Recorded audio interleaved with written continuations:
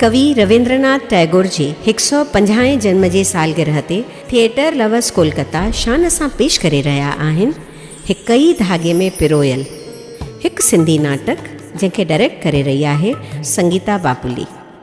हीअ कहाणी आहे टिनि जुदा औरतुनि जी, चारू, शर्मिला ऐं मृणाल, जेके पिरोयल आहिनि जुदाईअ ऐं अकेलाईअ जे धागनि में।